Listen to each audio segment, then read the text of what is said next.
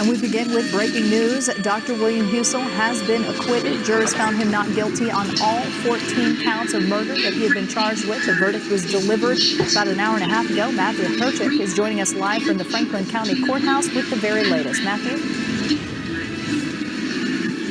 Good morning, Monica. Well, you can actually still see some activity outside of the courtroom right now. Dr. Williamhusel actually just left the courtroom for the first time about 10 minutes ago. But after a more than 2-month-long trial and more than 30 hours of deliberations, Husel was found not guilty on all 14 counts of murder and not guilty on any of the lesser charges that the jurors were instructed to consider. So this was the scene about 90 minutes ago as Dr. Husel entered the courthouse knowing that a verdict had been reached. And the jurors headed back to deliberate right around 9 a.m. And about 30 minutes later, they turned on the green light in the courtroom, indicating that they had reached a verdict.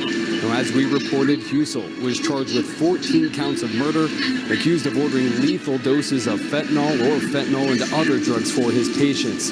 His defense claiming he was providing comfort care for critically ill patients. Now, last Monday during closing arguments, the jurors were instructed on any of those 14 counts in which they did not find Husel guilty of murder to consider a lesser charge of attempted murder.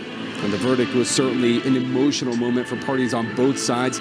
I caught up with one family friend after the verdict was read. Before he was even charged, I never thought he was guilty. And when they finally did indict him, I still didn't believe he was guilty. But I felt like once everybody heard, everybody has a family member, everybody's been in that position, they couldn't have ruled him guilty. He's a good doctor. Husel's defense team will be holding a press conference any moment here. We will bring you that and more reaction throughout the day on NBC4 and NBC4i.com. But for now, local for you at the Franklin County Courthouse, Matthew Perchik, NBC4. Matthew, thank you. And while we were waiting for the verdict to be read, we kind of took a look back at the case. Let's go ahead and do that for you now as well.